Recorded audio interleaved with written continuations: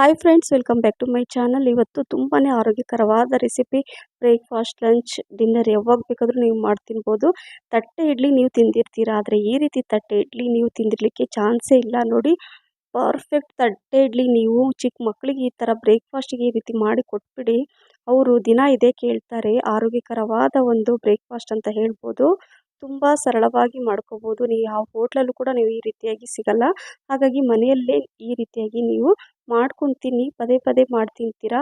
ನೀವು ಇಷ್ಟಪಡುವ ಚಟ್ನಿ, ಸಾರು ಮತ್ತು ಸಾಸ್ ಜೊತೆ ಕೂಡ ತಿನ್ಬೋದು. ಬನ್ನಿ ಯಾವ ರೀತಿ ಮಾಡೋದು ಅಂತ ನೋಡೋಣ. ಇಲ್ಲಿ ಒಂದು ಪಾತ್ರೆಯಲ್ಲಿ ಇಲ್ಲಿ ನೋಡಿ, ಇದು ದೋಸೆ ಅಕ್ಕಿ ಈ ರೀತಿಯಾಗಿ ಇರುತ್ತೆ. ಇದನ್ನು ನಾನು ಒಂದು 3 ಗ್ಲಾಸ್ ಅಷ್ಟು ಹಾಕೊಳ್ತಾ ಇದ್ದೀನಿ. ಈ ರೀತಿ ದೋಸೆ ಅಕ್ಕಿ ಹಾಕೊಂಡ ನಂತರ 3 ಗ್ಲಾಸ್ ಅಕ್ಕಿಗೆ ನಾನು 3/4 ಗ್ಲಾಸ್ ಅಷ್ಟು ಉದ್ದಿನಬೇಳೆ ಹಾಕೊಳ್ತಾ ಇದ್ದೀನಿ. ನೋಡಿ, 3/4 ಗ್ಲಾಸ್ ಅಷ್ಟು ಇದೆ ಉದ್ದಿನಬೇಳೆ ಹಾಕೋಬೇಕು ಈ ರೀತಿಯಾಗಿ. ನಂತರ ಇಲ್ಲಿ 1 ಟೀ ಸ್ಪೂನ್ ಅಷ್ಟು ಮೆಂತ್ಯ ಕಾಳು ಹಾಕೊಂಡು ಒಂದು 4ರಿಂದ 5 ಟೈಮು ಚೆನ್ನಾಗಿ ವಾಶ್ ಮಾಡ್ಕೋಬೇಕು. ನಂತರ ಇದನ್ನ ಚೆನ್ನಾಗಿ ತೊಳೆದ ನಂತರ ನಾನು ಒಂದು 5ರಿಂದ 6 ಗಂಟೆಗಳ ಕಾಲ ಅಥವಾ ಜಾಸ್ತಿ ಕೂಡ ಟೈಮ್ ಇದ್ದರೆ ನೆನೆಸ್ಬಿಡಿ. ಒಂದು 6-7 ಗಂಟೆ ನೆನೆದ್ರೆ ತುಂಬ ಚೆನ್ನಾಗಿರುತ್ತೆ. ಸೊ ಇದನ್ನು ಮುಚ್ಚಿಟ್ಬಿಡೋಣ. ಈಗ ನಾವೊಂದು ಅರ್ಧ ಗಂಟೆ ಮುಂಚೆ, ನಾವು ರುಬ್ಬೋಕ್ಕಿಂತ ಮುಂಚೆ ಇಲ್ಲಿ 1 ಕಪ್ಪಷ್ಟು ನೋಡಿ, ಈ ಕಪ್ಪಲ್ಲಿ 1 ಕಪ್ಪಷ್ಟಿದೆ ಅವಲಕ್ಕಿ ಹಾಕ್ಕೊಂಡು, ದಪ್ಪ ಅವಲಕ್ಕಿ ಇದು 2ರಿಂದ 3 ಟೈಮು ಚೆನ್ನಾಗಿ ತೊಳೆದ್ಬಿಟ್ಟು ಇದನ್ನು ನಾನು ಒಂದು 10ರಿಂದ 15 ನಿಮಿಷ ನೆನೆಸ್ಲಿಕ್ಕೆ ಇಡ್ತೀನಿ. ಸ್ವಲ್ಪ ದಪ್ಪ ಇದೆ ಅವಲಕ್ಕಿ, ಹಾಗಾಗಿ ಇದನ್ನು ನೆನೆಲಿಕ್ಕೆ ಇಟ್ಬಿಡೋಣ. ನಂತರ ಒಂದು 15 ನಿಮಿಷದ ನಂತರ ನೋಡಿ ತೋರಿಸ್ತಾ ಇದ್ದೀನಿ, ಅದರ ಡಬಲ್ ಆಗಿರುತ್ತೆ. ಈಗ ಇದನ್ನು ನಾನು ರುಬ್ಕೊಳ್ತೀನಿ. ಸಾಯಂಕಾಲ ಹೊತ್ತು ಈ ಥರ ನಾನು ರುಬ್ಕೊಳ್ಳೋದು. ಯಾಕಂದರೆ ಬೆಳಗ್ಗೆ ಬ್ರೇಕ್ಫಾಸ್ಟಿಗೆ ಮಾಡೋದ್ರಿಂದ ಒಂದು 6-7 ಗಂಟೆ ಸುಮಾರು ಇದನ್ನು ನಾನು ರುಬ್ಕೊಳ್ತೀನಿ.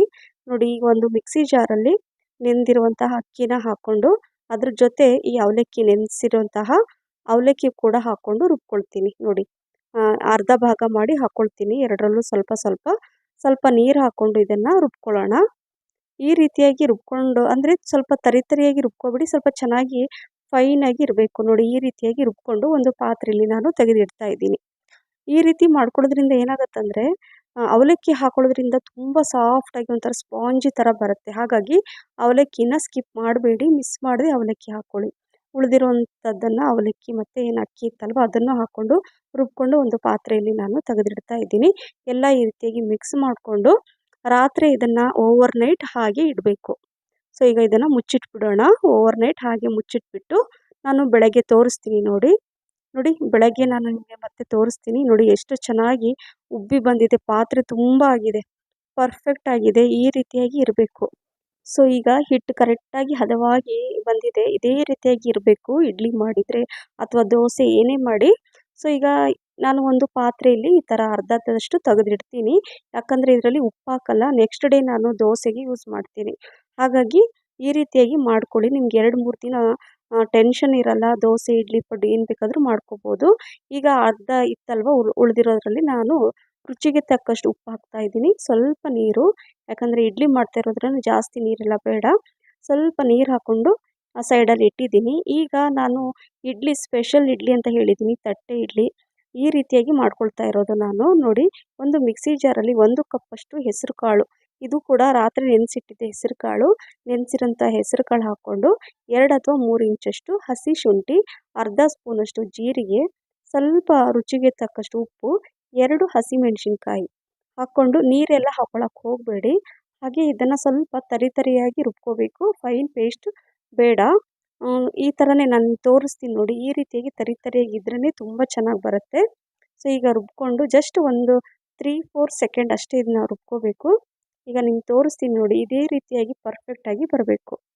ನೋಡಿ, ಈ ರೀತಿಯಾಗಿ ತರಿಯಾಗಿ ರುಬ್ಕೊಂಡ್ರೆ ತುಂಬ ಚೆನ್ನಾಗಿರುತ್ತೆ. ಇದು ಹೈ ಪ್ರೋಟೀನ್ ಬ್ರೇಕ್ಫಾಸ್ಟ್ ಅಂತ ಹೇಳ್ಬೋದು. ನೋಡಿ, ಈಗ ಒಂದು ಪಾತ್ರೆಯಲ್ಲಿ ನಾನು ತೆಗೆದಿಡ್ತಾ ಇದ್ದೀನಿ. ಎಷ್ಟು ತರಿಯಾಗಿದೆ ನೋಡಿ, ಇದೇ ರೀತಿಯಾಗಿ ರುಬ್ಕೊಳ್ಳಿ. ಈಗ ಇನ್ನೂ ರುಚಿ ಜಾಸ್ತಿ ಮಾಡಲು ಮಕ್ಕಳಿಗೆ ತುಂಬ ಇಷ್ಟ ಇದು, ಯಾವುದಂದರೆ ಸ್ವೀಟ್ ಕಾರ್ನ್ ಅಲ್ವಾ. ಹಾಗಾಗಿ ಅವರಿಗೆ ತುಂಬ ಇಷ್ಟ ಆಗುತ್ತೆ ನಾನು ಈ ರೀತಿ ಮಾಡೋದ್ರಿಂದ. ಸ್ವಲ್ಪ ಒಂದು 1/4% ಅಷ್ಟು ನಾನು ಒಂದು ಚಾಕುವಿಂದ ಈ ರೀತಿ ಕಟ್ ಮಾಡ್ಕೊಂಡಿದ್ದೀನಿ. ಕಟ್ ಮಾಡಿದ ನಂತರ ನೋಡಿ, ಅದೇ ಈಗ ಏನು ತೆಗೆದಿಟ್ಟಿದ್ನಲ್ವ ನಾನು, ಹೆಸರು ಕಾಳು ಪೇಸ್ಟ್ ಮಾಡಿ ಇಟ್ಟಿದ್ನಲ್ಲ, ಅದರಲ್ಲಿ ಹಾಕ್ಕೊಳ್ತಾ ಇದ್ದೀನಿ.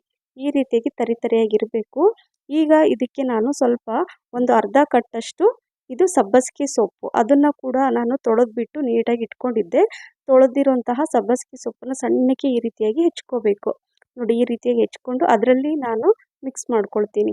ಹೆಸರು ಕಾಳಿದೆ, ಆಮೇಲೆ ಸ್ವೀಟ್ ಕಾರ್ನ್, ಆಮೇಲೆ ಸಬ್ಬಸಿಗೆ ಸೊಪ್ಪು, ದಿಲ್ ಲೀವ್ಸ್ ಅಂತ ಹೇಳ್ತಾರಲ್ವ, ಸಬ್ಬಸಿಗೆ ಸೊಪ್ಪು, ಅದನ್ನು ಇದು ನಾನು ಹಾಕ್ಕೊಳ್ತಾ ಇದ್ದೀನಿ. ಈಗ ಒಂದು ದೊಡ್ಡ ತಟ್ಟೆಯಲ್ಲಿ ಅಥವಾ ಪಾತ್ರೆಯಲ್ಲಿ ಹಾಕ್ಕೊಂಡು ಇದನ್ನು ಕರೆಕ್ಟಾಗಿ ಮಿಕ್ಸ್ ಮಾಡ್ಕೊಳ್ಳೋಣ. ನೋಡಿ ಈ ರೀತಿಯಾಗಿ ನೋಡಿ ಎಷ್ಟು ಚೆನ್ನಾಗಿ ಕಲರ್ಫುಲ್ ಆಗಿದೆ, ತುಂಬ ಚೆನ್ನಾಗಿದೆ. ಈಗ ಮಿಕ್ಸ್ ಮಾಡ್ಕೊಂಡು ಆಯಿತು. ಈಗ ಸೈಡಲ್ಲಿ ಇಟ್ಟಿದ್ದೀನಿ. ಇಲ್ಲಿ ನಾನು ನೀರನ್ನು ಹಾಕಿಬಿಟ್ಟು ಇಡ್ಲಿ ಪಾತ್ರೆ ಬಿಸಿ ಮಾಡಲಿಕ್ಕೆ ಇಟ್ಟಿದ್ದೀನಿ. ನೀರು ಚೆನ್ನಾಗಿ ಕುದಿಬೇಕು. ಈಗ ಇಡ್ಲಿ ತಟ್ಟೆಯಲ್ಲಿ ನಾನು ಸ್ವಲ್ಪ ಒಂದು ಬ್ರಷ್ ಸಹಾಯದಿಂದ ಅಂದರೆ ಒಂದು ಎಣ್ಣೆ ಹಾಕ್ಕೊಂಡು ಸ್ವಲ್ಪ ಅದನ್ನೆಲ್ಲ ಎಣ್ಣೆ ಸ್ಪ್ರೆಡ್ ಮಾಡ್ಕೋಬೇಕು. ಸ್ವಲ್ಪ ಲೈಟಾಗಿ ಎಣ್ಣೆ ಹಾಕ್ಕೋಬೇಕು, ಜಾಸ್ತಿ ಎಲ್ಲ ಬೇಡ. ಈಗ ಈ ಹಿಟ್ಟನ್ನು ಅಂದರೆ ಇಡ್ಲಿ ಹಿಟ್ಟನ್ನು ನಾನು ಮೊದಲು ಈ ತಟ್ಟೆ ಇಡ್ಲಿಯಲ್ಲಿ ಹಾಕ್ಕೊಳ್ತಾ ಇದ್ದೀನಿ. ಅಂದರೆ ಈ ಪ್ಲೇಟ್ಸ್ ಇದು ತಟ್ಟೆ ಇಡ್ಲಿ ಮಾಡೋಕ್ಕೆ ಅಂತಲೇ ನಿಮಗೆ ಶಾಪಲ್ಲಿ ಸಿಗುತ್ತೆ. ತಟ್ಟೆ ಇಡ್ಲಿ ಸೆಟ್ ಕೊಡಿ ಅಂದರೆ ಸಿಗುತ್ತೆ. ನಂದು ಫುಲ್ ಸೆಟ್ಟೇ ಇದೆ ತಟ್ಟೆ ಇಡ್ಲಿದು. ಸೊ ನೋಡಿ ಈಗ ಆ ಪ್ಲೇಟಲ್ಲಿ ನಾನು ಸ್ವಲ್ಪ 1/2 ಸ್ಪೂನಷ್ಟು ಹಿಟ್ಟು ಹಾಕ್ಕೊಂಡು ನಂತರ ಈ ರೀತಿ ಮಿಡ್ಲಲ್ಲಿ ಸ್ಟಫಿಂಗ್ ನಾವೇನು ರೆಡಿ ಮಾಡಿಟ್ಟಿದ್ವಲ್ವ ಅದನ್ನು ಹಾಕ್ಕೊಂಡು ನೋಡಿ ಮತ್ತೆ 1/2 ಸ್ಪೂನಷ್ಟು ಹಿಟ್ಟನ್ನು ಇಡ್ಲಿ ಹಿಟ್ಟನ್ನು ಹಾಕ್ಕೋಬೇಕು. ಈ ರೀತಿಯಾಗಿ ನೋಡಿ ಈ ರೀತಿಯಾಗಿ ಪರ್ಫೆಕ್ಟಾಗಿ ನೋಡಿ ಫುಲ್ ಕವರ್ ಮಾಡಬೇಕು ಈ ರೀತಿಯಾಗಿ.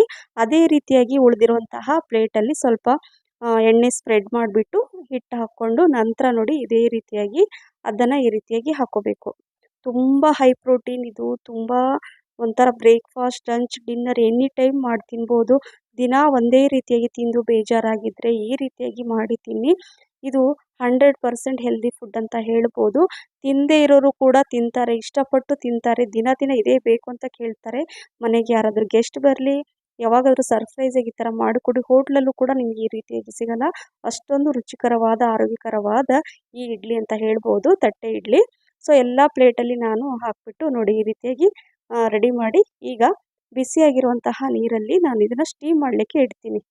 ಈಗ ಇಡ್ಲಿ ಪಾತ್ರೆಯಲ್ಲಿ ನೋಡಿ ನೀರು ಕೂಡ ಕುದೀತಾ ಇದೆ. ಇದನ್ನು ಮುಚ್ಚಿಟ್ಬಿಟ್ಟು ಮೀಡಿಯಮ್ ಫ್ಲೇಮಲ್ಲೇ 15ರಿಂದ 20 ನಿಮಿಷ ಆಗಬೇಕು. ಯಾಕಂದರೆ ಒಳಗಡೆ ಎಲ್ಲ ನಾವು ಹೆಸರು ಕಾಳು ಆಮೇಲೆ ಎಲ್ಲ ಸ್ಟಫಿಂಗ್ ಎಲ್ಲ ಹಾಕಿದ್ದೀವಿ, ಅದೆಲ್ಲ ಕುಕ್ ಆಗಬೇಕು.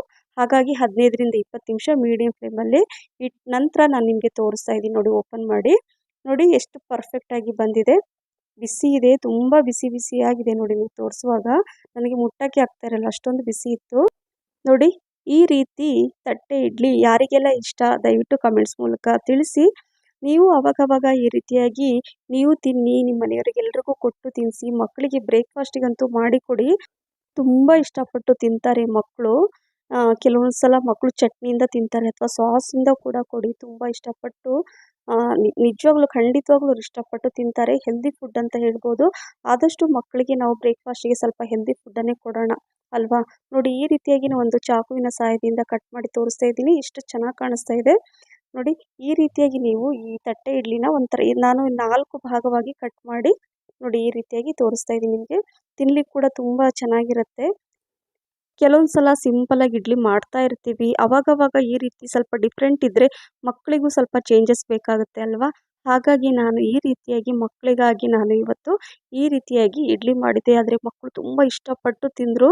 ತುಂಬ ಅಂದರೆ ಹೇಗಿದೆ ಅಂದರೆ ದಿನ ಇದೇ ಥರ ಲಂಚ್ ಬಾಕ್ಸಿಗೆ ಹಾಕ್ಕೊಡು ಅಂತ ಕೇಳಿದರು ಮಕ್ಕಳು. ನೋಡಿ ಈ ರೀತಿಯಾಗಿ ನಾನು ಕಟ್ ಮಾಡಿ ಇಡ್ತಾ ಇದ್ದೀನಿ. ನಿಮ್ಗೆ ಇಷ್ಟವಾಗುವ ಚಟ್ನಿ ಜೊತೆ, ಸಾಂಬಾರ್ ಜೊತೆ ಅಥವಾ ಸಾಸ್ ಜೊತೆ ಕೂಡ ತಿನ್ಬೋದು. ನಿಮ್ಗೆ ಯಾವ ರೀತಿ ಬೇಕೋ ಆ ರೀತಿ ತಿನ್ಬೋದು, ಅಥವಾ ಏನು ಬೇಡ ಹಾಗೆ ಕೂಡ ತಿನ್ಬೋದು. ಮಕ್ಕಳಂತೂ ಏನೂ ಬೇಡ ಇದನ್ನ ಹಾಗೆ, ಯಾಕಂದರೆ ಅದರಲ್ಲೆಲ್ಲ ನಾವು ಮಸಾಲೆ ಹಾಕಿರ್ತೀವಿ. ಸೊ ಹಾಗಾಗಿ ಅವರಿಗೆ ಹಾಗೆ ಕೊಟ್ಟರು ಕೂಡ ಹಿಡ್ಕೊಂಡು ಓಡಾಡ್ತಾ ಚಿಕ್ಕ ಚಿಕ್ಕ ಮಕ್ಕಳು ಕೂಡ ಇದನ್ನು ತಿಂದುಬಿಡ್ತಾರೆ. ಏನಂತೀರಾ? ಈ ರೆಸಿಪಿ ನಿಮಗೆ ಇಷ್ಟ ಆಗಿದ್ದರೆ ಲೈಕ್, ಶೇರ್, ಕಮೆಂಟ್ಸ್ ಮತ್ತು ಸಬ್ಸ್ಕ್ರೈಬ್ ಮಾಡೋದನ್ನು ಮರಿಬೇಡಿ. ಹಾಗೆ ನನ್ನ ಫೇಸ್ಬುಕ್ ಪೇಜ್ ಫಾಲೋ ಮಾಡಿ. Thank you for watching. Bye.